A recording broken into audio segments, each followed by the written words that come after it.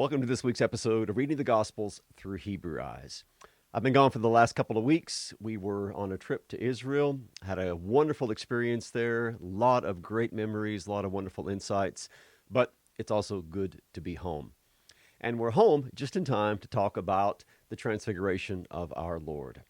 Now, if there is one New Testament text which begs, in fact, demands that it be viewed through Old Testament spectacles, it's the Transfiguration of Jesus.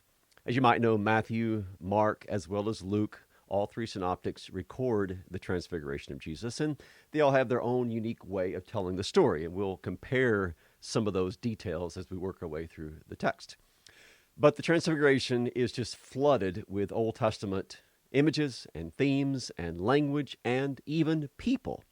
So like a hyperlinked text where you have a link directing you to this place and this place and this place. That's the way the Transfiguration of Jesus is. It's hyperlinked to all of these Old Testament references, many of which we're going to be covering in this video. So we will be taking a look mainly at Luke's account, which begins in Luke chapter 9. And so we'll jump into the opening couple of verses and see where it leads us from there. So this is Luke 9, verse 28. Now about 8 days after these sayings, Jesus took with him Peter and John and James and went up on the mountain to pray. I do want to take a look right away at the difference between Matthew and Mark and Luke's account of this, in particular in reference to the days. So Matthew and Mark, as you'll see there, have after 6 days, probably referring back to the 6 days that Moses was awaiting the revelation of God on Mount Sinai. Luke, on the other hand, has 8 days, and commentators differ on exactly why Luke chose 8. There's a possibility that he is drawing upon the rich symbolism of the number 8 throughout the entire Old Testament.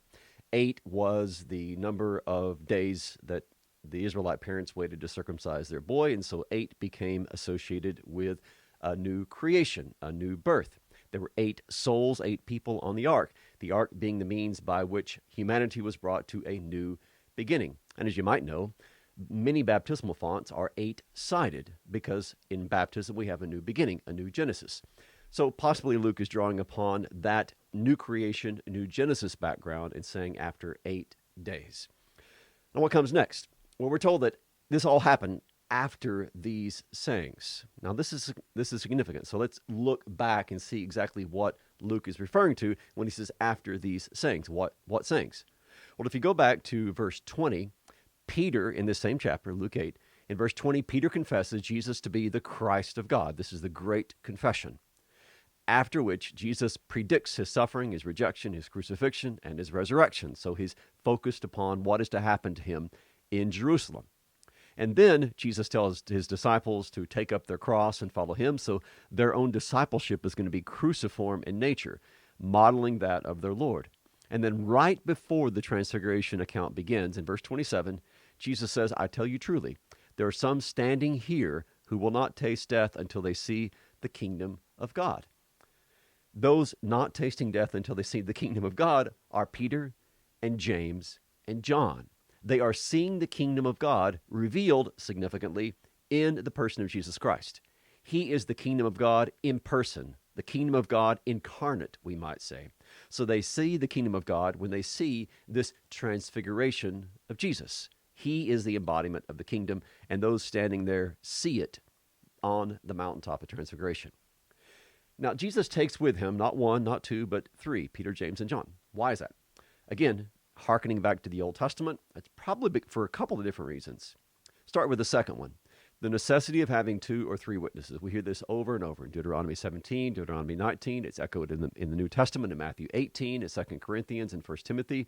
So 2 or 3 witnesses confirm the reliability of something that has happened. So we have these 3 witnesses who later on will bear witness to the Transfiguration. In fact, Peter writes about this in 2 Peter.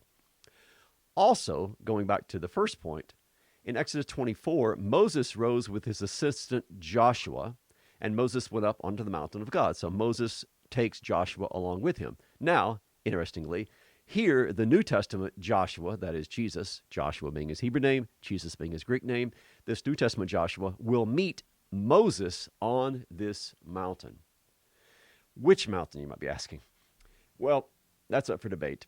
There's a couple of different possibilities that are usually put forward. In fact, other scholars will put forward more examples, but here are the two main contenders for the Mount of Transfiguration. One of these is Mount Hermon, which is up in the Golan Heights in far northern Israel. You can see a picture of that on the left. It's snow-covered. And in fact, when I was in Israel, it was still covered in snow just about 10 days ago. The other possibility is Mount Tabor, which is found in the valley of Jezreel, and that is pictured on your right. And by the way, I got to put this in because I was just there. It's a picture of me teaching our group from the church, and if you see in the far left corner, that is the very beginning of Mount Tabor there on the left. It was quite a sight to see from up on what's called the Mount of Precipice near the city of Nazareth. So where exactly did this take place? We wouldn't know. Matthew tells us it was a very high mountain. Luke just says the mountain. So the location doesn't matter as far as which specific mountain. But that it takes place on a mountain is important. Didn't take place at the Jordan River. It didn't take place on a plain, but it took place on a mountain. Why? Well, because mountains, of course, are the places of divine epiphany. This is where God manifests himself. This is where God likes to do big things. Just look at the list on your screen. All the way back in Genesis 22, Mount Moriah is where Isaac is nearly sacrificed. And then you have David building an altar later on Mount Moriah. And then Solomon builds the temple on this very same spot on Mount Moriah. Mount Horeb, or known as also Mount Sinai, of course, you know all about that. That's where the burning bush was. That's where God gave the Ten Commandments. That's where you have all these theophanies, both to Moses and, interestingly, Elijah. Mount Hor is where Aaron dies and his son becomes high priest in his place. You have the mountains of cursing and blessing in Gerizim and Abel.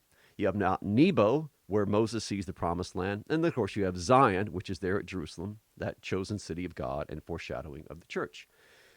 And, interestingly, there's another mountain. So we have all these other mountains where these significant things happen. But there's also an earlier mountain that we often forget about, and that is Mount Eden. So if you look on your screen, I have a number of biblical texts. We're not going to look at these in detail, but Ezekiel 28 and Isaiah 2 and 11, Joel chapter 2, and then Ezekiel 40.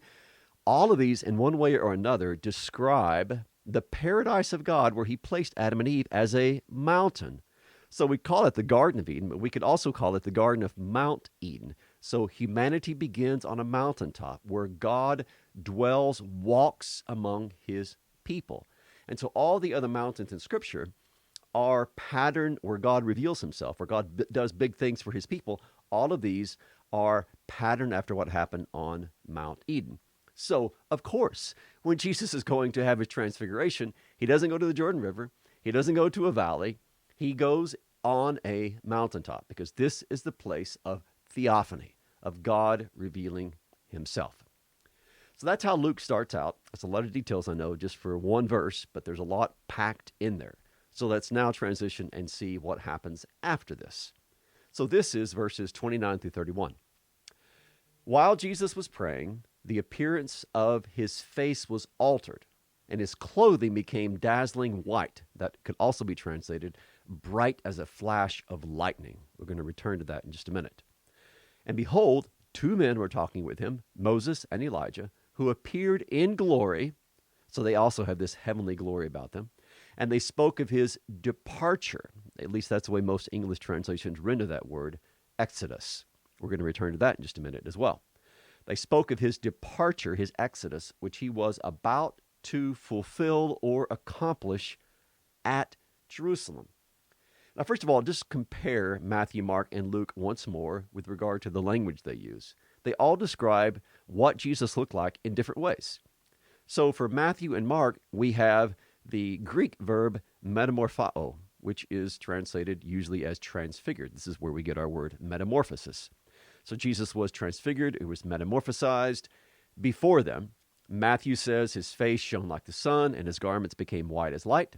Mark says he was transfigured, his garments became glistening, exceedingly white.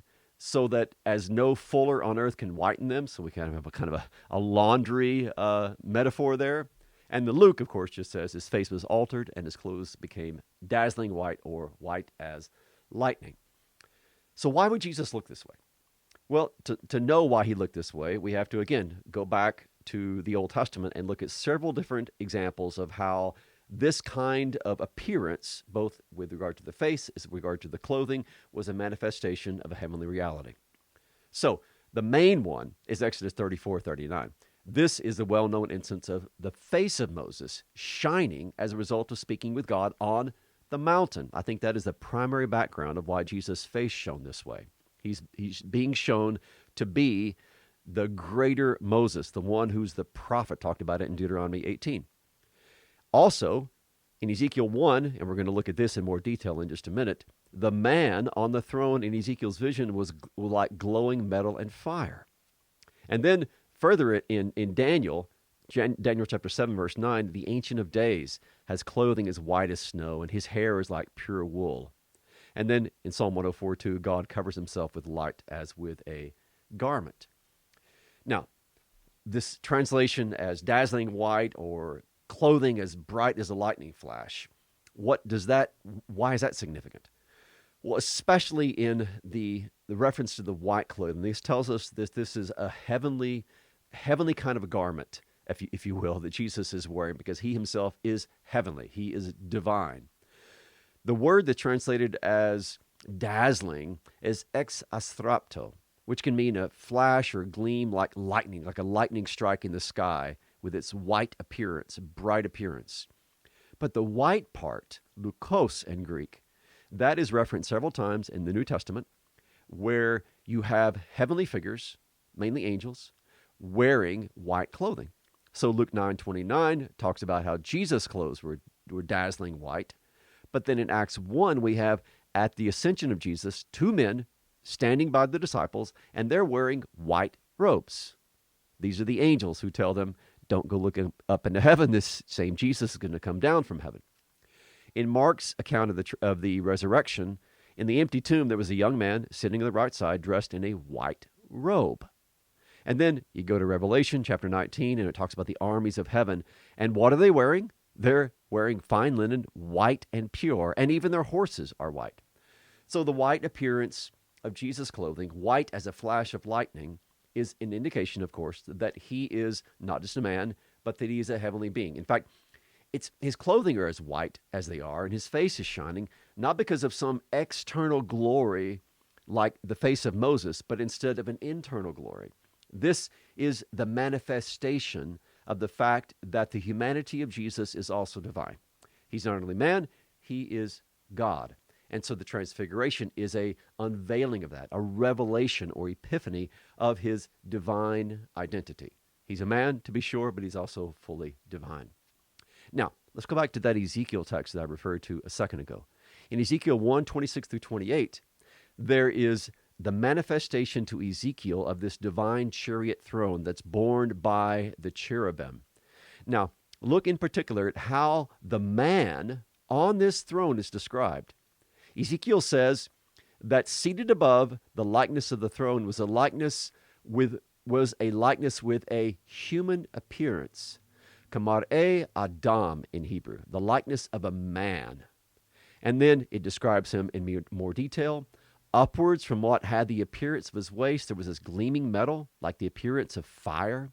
And then he goes on to say that downward from his waist, there was the appearance of fire, this brightness around him. And then we have reference to the rainbow that was around him. And this one who was man-like, who had this human appearance, is called the glory of the Lord, the Kavod Yahweh. Now, this manifestation of a man-like glory of God on the divine throne, this is, in fact, the Son of God. And now, on the Mount of Transfiguration, he once more appears in this dazzling, bright, sun-like sort of way. And he's not alone. Of course, Peter, James, and John are there, but also we're told that Moses and Elijah show up, which is just simply astonishing. Why are they there? What significance do they have? Well, there's a number of possibilities, and maybe it's probably just kind of a combination of all of these. Number one, both these guys have close ties with a theophany at Mount Sinai. and a speech from God. Of course, you're probably familiar with what happened with Moses on Mount Sinai, but remember that Elijah, after his confrontation with the prophets of Baal on Mount Carmel, he flees to Sinai, where he too has a theophany, and God speaks to him. So both Moses and Elijah are connected with a mountaintop where there is theophanic speech. Number two, both these guys also have unusual departures from this world. Elijah's taken up in that chariot of fire. Moses dies, we're told, but God secretly buries his body. Third, Elijah formed part of the end-time expectation of the first century Jews. So it was expected that Elijah would be the one who heralds the coming of the Messiah. And of course, we hear more about this in connection with John the Baptist in the New Testament.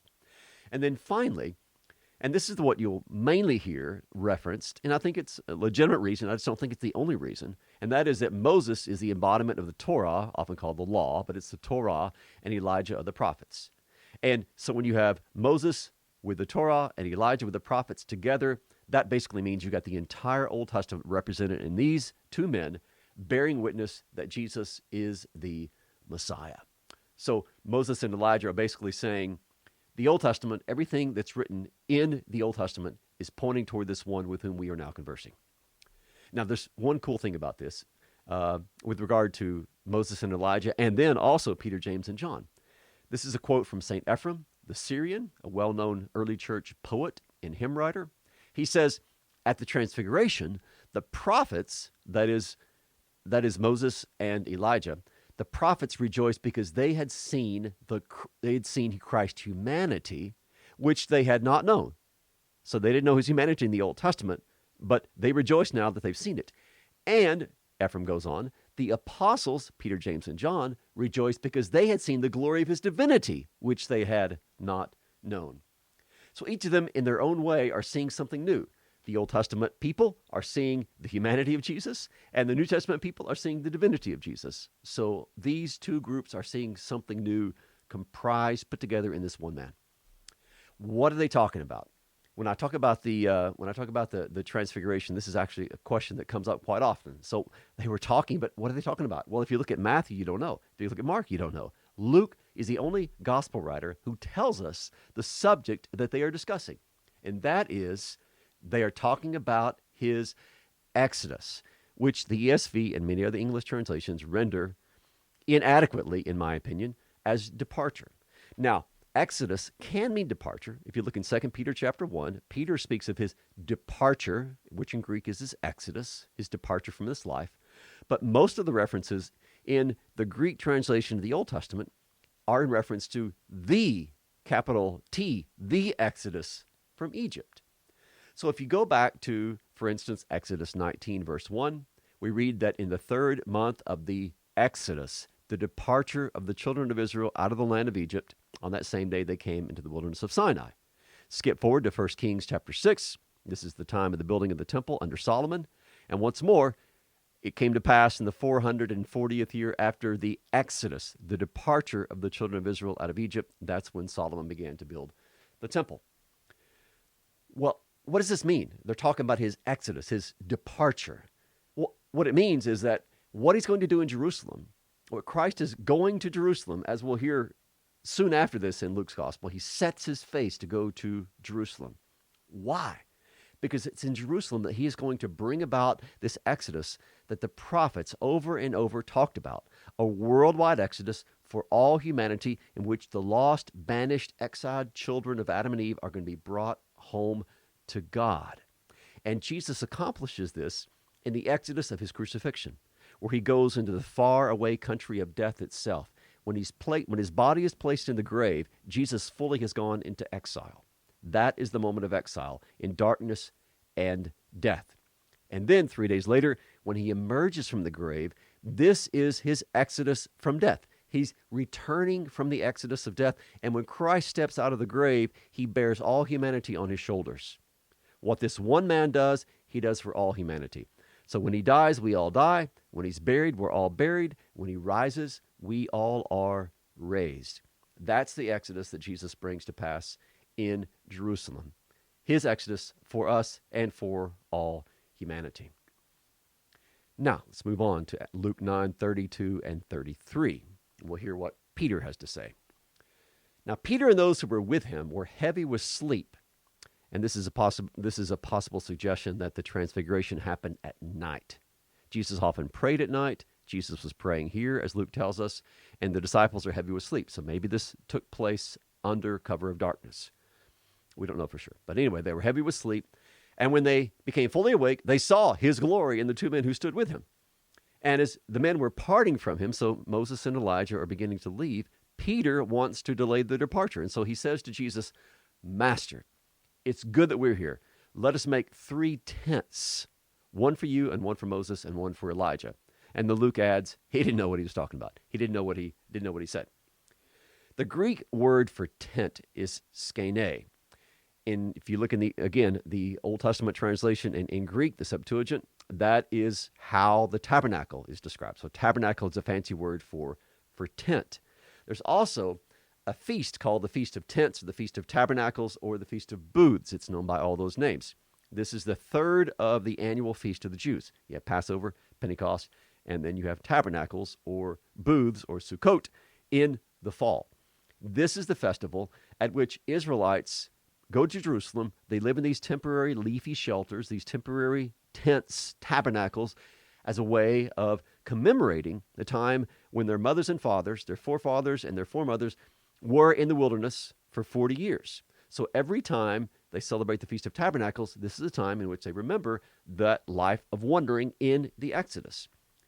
Many scholars, and I tend to agree with this as well, think that what is being alluded to here is Peter wants to, as it were, celebrate the Feast of Tabernacles. He's going to make these 3 tents for Moses and for Elijah and for Jesus, and they're going to have this end-time celebration, if you will. Peter, as Luke tells us, doesn't know what he's talking about, but he is onto something because he's picking up the tabernacle, the tent language. And we're going to hear in just a minute that Peter is mistaken. We don't need a tabernacle for Moses and for Jesus and for Elijah because we have a new tabernacle. We have a new tent. And it's not a tent-like structure. It's a flesh and blood man. Christ is the tabernacle. Christ is the one in whom the glory of God dwells. Let's shift then to those verses and see what we can learn from them. Luke 9, 34 through 36.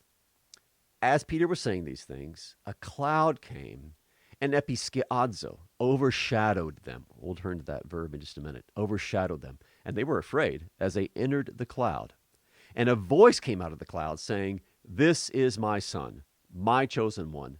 Listen to him. Really, the Greek order there should be translated something like, To him, listen, because the him is emphatic. And when the voice had spoken, Jesus was found alone. And they kept silent and told no one in those days anything of what they had seen. Let's first of all return to this verb that is mentioned, episkiadzo, so to overshadow. That is the verb used in the Septuagint in Exodus 40, verse 29. The English versification is a little bit different there, but it's in Exodus 40. In the Septuagint, it's verse 29. And there we read that this is right after the tabernacle is erected. They're dedicating the tabernacle, and we're told that Moses was not able to enter into the tabernacle of testimony because the cloud, there's the cloud again, was overshadowing. Episkiadzo was overshadowing it, and the tabernacle was filled with the glory of the Lord. What's happening here is that, once more, the glory cloud is enveloping the tabernacle, except this tabernacle that it overshadows is Christ. He is the Word made flesh who tabernacled among us. He is the one whose body is the temple. We have the tent, we have the tabernacle, we have the tent, we have the sanctuary that we need, and that is none other than the body of Jesus Christ, the one in whom the glory of God dwells, the one in whom this glory is now manifested at his transfiguration. Now also, the cloud, again, this is why you have to go back to all the Old Testament references. The mountain, Moses and Elijah, the speech, the clouds, the glory, it's all lifted. This language is lifted from the thesaurus of the Old Testament. So we have the cloud appearing here. Well, this in your mind, go back to all the appearances of God in connection with clouds. I've got a list of them on your screen. God led Israel by a cloud pillar in Exodus 13. We have the glory of God appearing in a cloud in Exodus 16. God descends on Mount Sinai in a thick cloud in Exodus 19. When Moses goes up on Mount Sinai, this cloud covers the mountain in Exodus 24. We just looked at Exodus 40, where the glory cloud, episkiazo, overshadowed the tabernacle. Isaiah in chapter 4 predicts when a cloud and fire will cover Zion. And then Ezekiel says that he has this vision of a great cloud with fire flashing. So when God shows up, when a cloud shows up in a theophany, the cloud is God's clothing. He's wearing the cloud so that he can't be seen, but the cloud is the icon of his presence. It shows us that God has shown up. And God did not only show up, he's about to speak. And what does he say? Well, what he says is drawn from various parts of the Old Testament. It's a conglomeration of various texts into one statement. This is what is known as metalepsis. We've talked about that many other times in these videos, where a New Testament author, or sometimes an Old Testament author, will quote or allude to an earlier text, and you're expected to go from there. To use the hyperlink example, you click on it, and it takes you back to an earlier text. And you compare the earlier text and the later text, and you let these talk with one another so that you learn more fully what is being communicated. So we have various layers of metalepsis here. Let's take a look at them. First of all, God says, "This is my son, huiasmu." That is taken from Psalm 2, verse 7, that messianic psalm about the anointed one, the king. And here we read, "He said to me," that is, the Lord said to me, the Messiah, "You are my son." The Greek there is identical between what God says at the Transfiguration and then what is said in Psalm 2. Also, my chosen, the chosen one. That's the exact language used in Isaiah 42, verse 1. The servant, the messianic servant. "Behold my servant, whom I uphold, my chosen one, in whom my soul delights." So not only is he the chosen one of God, he's also, not only is he the Son of God, he's also the chosen one of God.